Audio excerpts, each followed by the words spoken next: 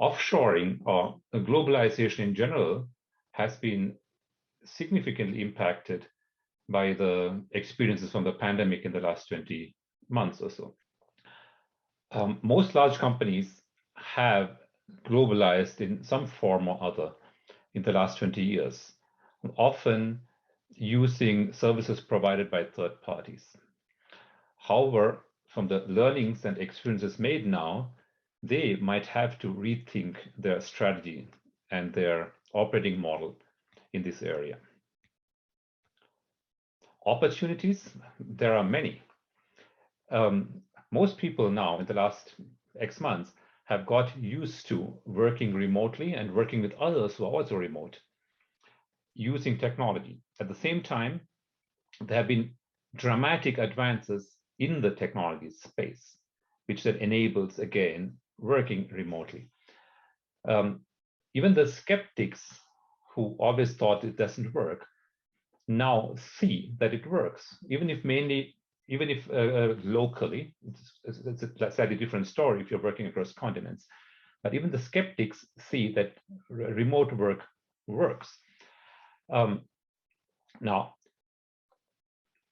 for many, after going through this unexpected trial by fire in the recent months, this is now the time to strike while the iron is still hot and to really build or expand or transform or scale up your globalized capabilities to really reap the vast potential benefits which can be realized from that. Of course, there are also risks and issues, and many risks and issues have probably been recognized, which were not that obvious previously. Often companies were too optimistic. It starts off with the location strategy. Some had all their eggs in one basket. And when a location goes down or a country goes down due to lockdown, suddenly your business is impacted.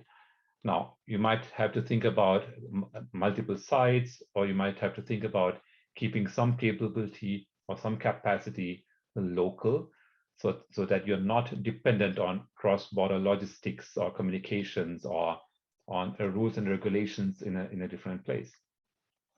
The second one is your make and buy strategy.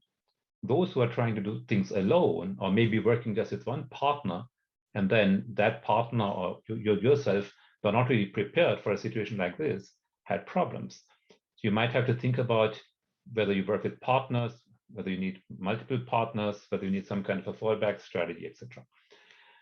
The third one is security. People working remotely and away from a controlled office environment has significant risks regarding to security of your data, of your assets, of your intellectual property, of your people themselves. And that needs the proper strategy, the proper infrastructure, the proper processes and organization.